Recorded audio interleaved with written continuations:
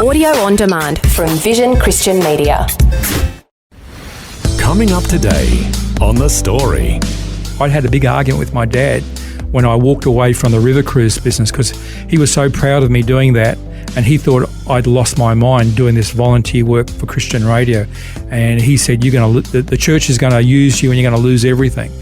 Warren Rout and a couple of the other directors, they handed me an envelope, and in it was a cheque for the exact amount of money that we owed the council. The Story. G'day, I'm Jimmy Colefax. Welcome to The Story. Now, did you ever wonder how Vision Christian Media got its start and about the people who are involved? Well, today you're going to get some insights as the current CEO of Vision, Phil Edwards, has a chat with the first CEO, Ian Worby, who played a large role in the beginning of Vision. As we'll hear today, Ian's life has taken some unexpected twists and turns. At his lowest point, he was caught stealing, and at one of his highest points, he was the captain of a ship. How does it all fit together? We'll find out as Ian shares his story. I would often quip that I'm a broken down ship's captain, redeemed by grace and repurposed to be able to be used of God with a great, wonderful team of people to tell the world the good news about Jesus. I'm also a husband, now a grandfather. I was originally born in Sydney in 1960. Our family moved to Tamworth, so I grew up in Tamworth, country music capital of Australia. I went to an agricultural high school, Farrer, and I thought I was going to be an agronomist growing up. My grandfather was an aviation pioneer. He was managing director for Ansett Airways. He pioneered East-West Airlines. Okay, yeah, going back a few years there. Yeah, he brought in the very first aerial crop dusting business, Air Farm Associates, the first in the Southern Hemisphere. So I had a fascination about aircraft and I wanted to be a pilot, but my grandfather passed away when I was only 14. But I do have a strong memory of him attending my baptism. So I didn't become a pilot, I became a ship's captain. I moved across from Tamworth to Port Macquarie when I was about 18 after my parents had divorced. I was very much involved in our church in Tamworth. I went to a fairly conservative evangelical church, the Churches of Christ in Tamworth. Very active in the Sunday school and the youth group. One of my heroes at the time was Shane Gould, not the swimmer. Okay. But he was a youth leader. He used to work at the Rural Bank and could play guitar.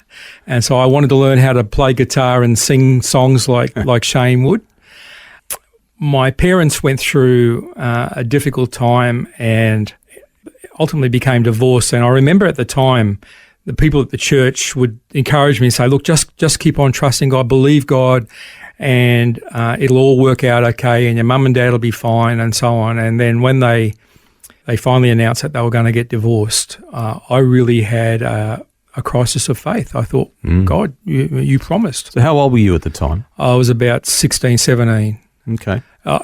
Difficult time to start with. Well, it was so distressing I couldn't even finish high school. Right. I dropped out of high school. The principal at the school tried to convince me, but I had to go and see a doctor. I was on antidepressants, which were quite addictive. I think they were called Serapax, and it was really hard. I moved out of home. I moved in with some friends at the church, and then I fell away from God. I was quite rebellious. I hung out with some larrikins. The main street of Tamworth was called Peel Street, and there used to be this idea of, they would call it chucking a peelie. You'd get in a car and you go cruising up and down, hanging out the window, looking for trouble. Like Normie. Yeah, like Normie, that's right. Anyway, I don't know what got into us, but after midnight one night, we pulled over and we lifted some gear out of a tradie's car, an esky and a radio or something. We got caught by the police. So I was in the police station in detention, and they tried to contact my father, and he didn't want to come and see me. So my pastor came down, and so the next day at the hearing with the judge, my pastor told the judge that I'd come from a broken home, And so the judge said, okay, he said, ordinarily I'd send you off to boys' home. He said, but your pastor's spoken on your behalf, and so I'm going to give you a choice. You can either go to boys' home, or the pastor's talked about you going to a youth camp up in Queensland at a place called Mount Touchy. What do you want to do? So it was a bit of a no-brainer. So I said, I'll do the youth camp. Yeah. So they stuck me on a minibus, and I remember coming up through Cunningham's Gap and going all the way up past the big pineapple and the big cow up to a place near Gympie called Mount Touchy. And there I was introduced to this wild evangelist who came from the Northern Territory, who used to wrangle buffaloes. He was like a Christian Crocodile Dundee at the time. Right. So there I am in Queensland at Mount Touchy, and here's this wild man of God, Clark Taylor. Ah. Just unbelievable guy. Someone once described him as like, God's volcano. And he'd rented a circus tent, and there was literally over 1,000 young people in this camp, and my eyes were like saucers because I'd never been to a old-time Pentecostal revival meeting. So I was seeing some stuff that I'd never seen in my church before. So this would have been around, 1976, 77? Yeah, 78, something like 78, that. Yeah, right. Yep. And so, he said, if you really want to get a touch from God, then come out the front. So I went out the front, partly because I was intrigued to see what was going on, and partly because there was some good-looking girls that was as well, and I wanted to be part of the in crowd. Yeah, you're probably not the only young male who's been motivated that way. So I went out, and I really did feel a touch from God, and the guy would pray for people, and you sort of end up waking up, lying on the ground and thinking, wow, what was all that about? And I remember going back to my very conservative Church of Christ, and they said, so how was it? They said, I shared how it was. I said, well, further to that, let me show you. And so I got some of the other youth that I was with, and we sang a song, The Horse and Rider is Thrown into the Sea, with all the actions. I will sing it to the Lord. And clapping and dancing on the stage. Well, the pastor said, that was getting a bit too radical for them. So we were sort of, hustled off the side there and so on. And then later on, as this whole, new movement, this idea of this move of the Spirit took place not only in other churches around Australia, but there in Tamworth. Again, it was very disruptive. Our church went through a church split over whether or not the gifts of the Holy Spirit were still relevant for today or whether they'd ceased and so on. And that was really hard because there were people at our church that I'd known all my life as a young child, so much so we would call them uncle and auntie. And back in those days, every Saturday morning in a country town, you'd go playing sport. I used to play hockey, and then afterwards everyone would go and do the weekly shop, and then you'd bump into everybody. You'd bump into people down the street and go and, there was no McDonald's or anything like that. You'd go to the local cafe and have a milkshake or a hamburger there. And some of these folk that we loved dearly, because they didn't hold to the beliefs that our family and others did, they'd cross the street and didn't want to talk to us. And I was really at a loss to understand how all that was going to happen. And then during that period of time, my mother decided that was all too much, so she was going to move to Port Macquarie. Port Macquarie was a place we always went every Christmas for holidays because it was only a 3-hour drive over the mountains. Beautiful spot. I decided I was going to move down to Sydney, and I got a job working at a camera shop. So I had an interest in photography, so I worked there for a couple of years.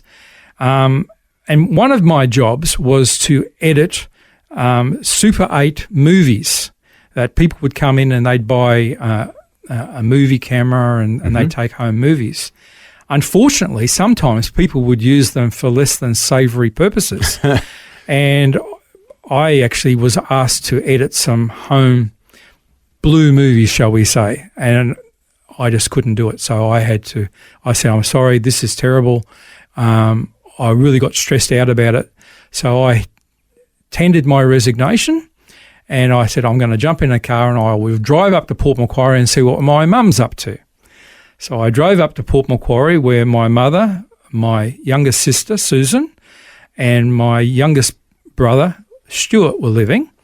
And I found out that my mum was no longer going to the Church of Christ. She was going to this fellowship that was meeting at what was Marbuck Park, a reptile park. Right. So they were meeting in a snake pit. And the pastor would preach from a pulpit that was made from a tree stump, and he was a retired dairy inspector from Gloucester.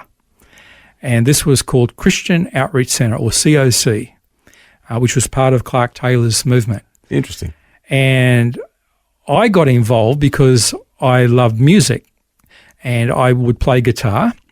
And so I was asked if I would come and sing a few items at the church. So I used to sing Barry Maguire songs. And there in the choir was this delightful young thing, Mandy.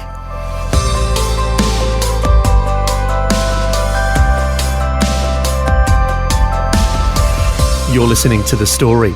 Today, current CEO of Vision Christian Media, Phil Edwards, is chatting with the very first CEO of Vision, Ian Worby, who's sharing his life story. Ian just shared how he met a young lady named Mandy. Next, we're going to find out the significant role she plays in his life and about the beginnings of Vision. All that and more when we return. The Story. If this program has highlighted something you'd like prayer for, we'd love to pray for you. Call 1-800-PRAY-FOR-ME. That's 1-800-772-936. It's a free call. Or text 0401 132 888.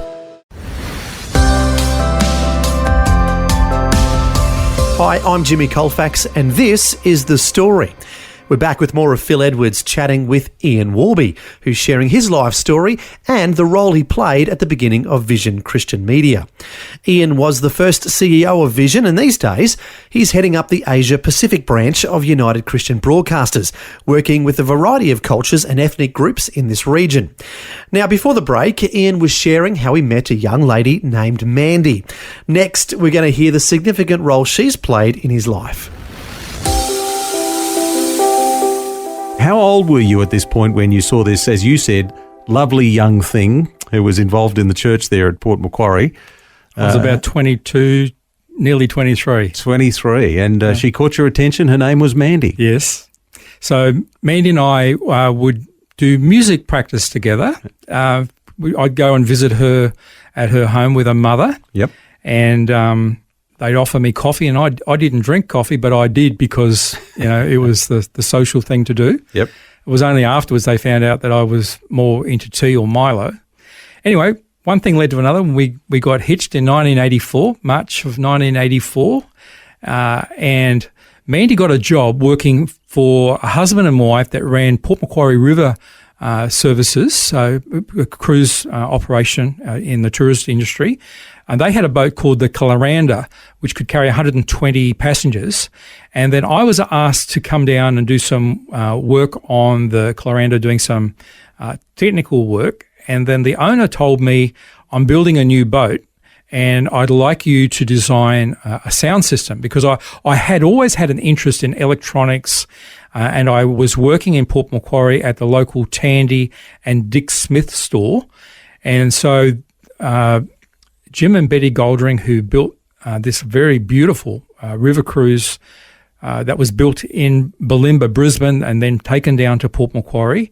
It was launched in 1988, could carry 257 passengers. And so I built the sound system, and then he said, well, you better stay on and keep everything going. So I became a deckhand. And then a couple of years later, they said, we're going to sell the business, but the new owner wants you and Mandy to stay on, you as the captain and as the manager, and Mandy as the catering manager. So she would cater for all the luncheons, the weddings, the barbecue cruises and everything. So she would be the galley slave down doing all the hard work, and I was up in my lovely white P&O uniform with the bars on my epaulets, and all the passengers would get off at the end of the day and they would thank me for a wonderful day out. And Mandy's feeling very, not really appreciated. So it was a real labour of love for her to continue working there. I thought I had the best job in the world. I could go out and spin yarns to the tourists. We'd chase the Pacific bottlenose dolphins. Port Macquarie is a beautiful place on the Hastings River. Talk about the history and all of that. And during this period of time, we were also equally very active in our church. Mandy was in the worship team. I used to mix the audio at the back of the church. And one day someone came up to me and said, "Oh, Ian, you should have been at a meeting we had last week. We know that you have some understanding about radio because you've got a radio operator certificate for your maritime purposes.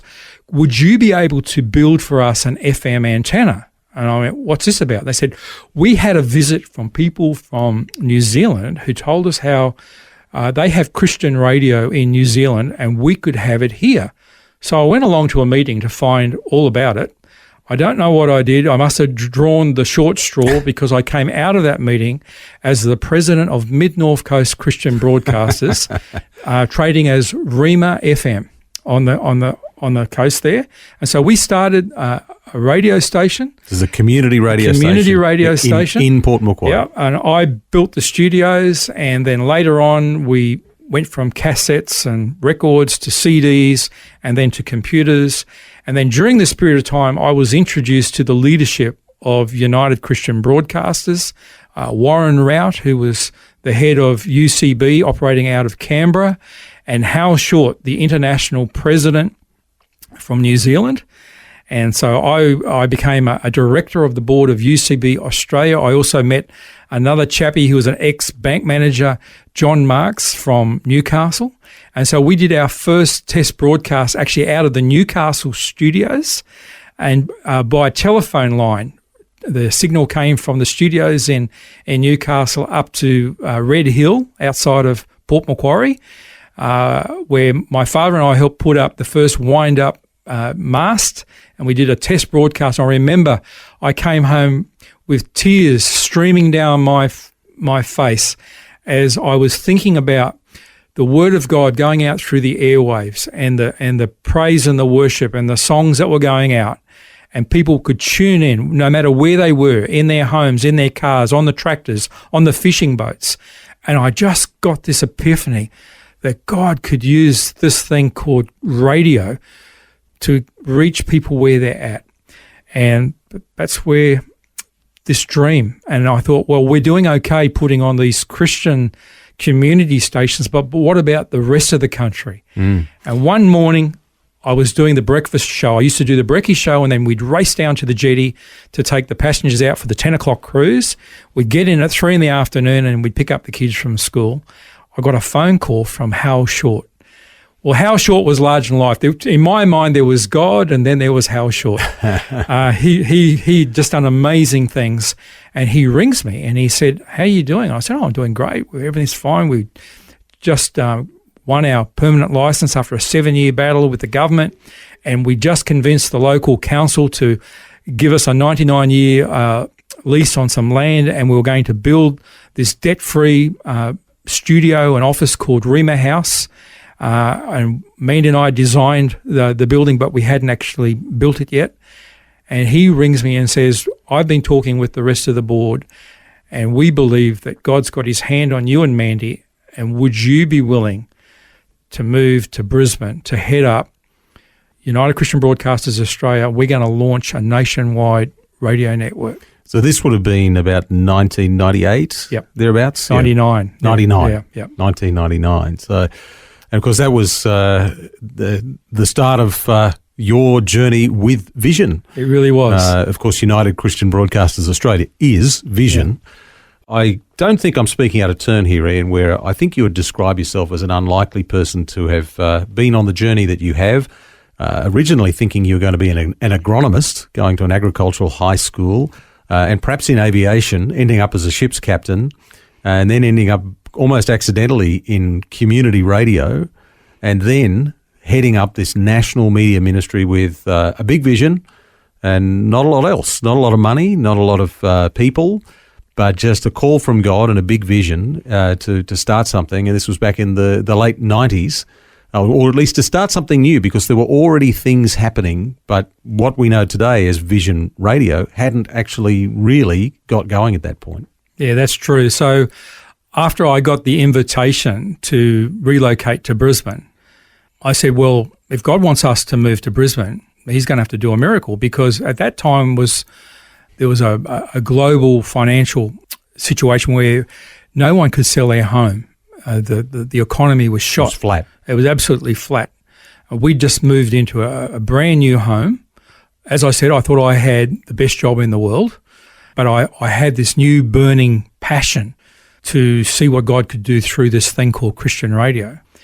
Well, a couple of days after that phone call, there's a knock at the door, and Nick Fazzolari from Rain and Horn Real Estate said, Ian Amina, I'm sorry to disturb you, but there's this couple in the car out the front, Mr. and Mrs. Duck.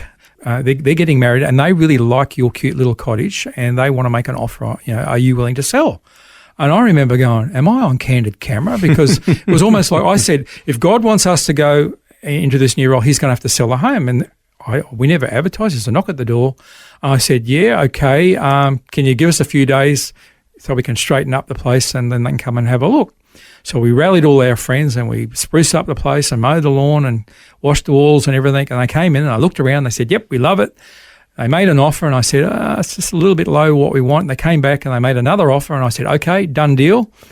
I tendered my resignation. I was working part-time for Dick Smith, and the other part was doing the volunteer work at the radio station. And we started the process of moving, and we came up here, and then the whole deal fell through, and I thought God had tricked us. They found that there was something wrong with the foundation of our home. The people pulled out. We had people that rented our property for a couple of years. Some of them, they didn't even pay the rent. Wow. And God was teaching us something. At the time, I didn't see it. And I remember one time I got an invitation to go down to Sydney to speak at a UCB international conference out at the Blue Mountains. So I went down there, and I was really feeling nervous. I rang Mandy to say, I'm up next, will you pray for me? And I detected that there was something not quite right with me. And I said, what's wrong?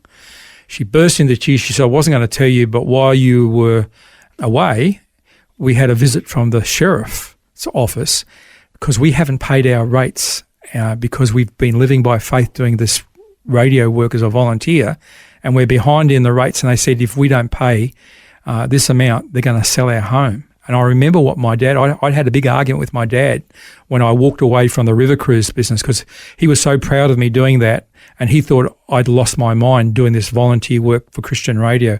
And he said, the church is going to use you and you're going to lose everything. So I just said, okay, let's sort this out when we get home.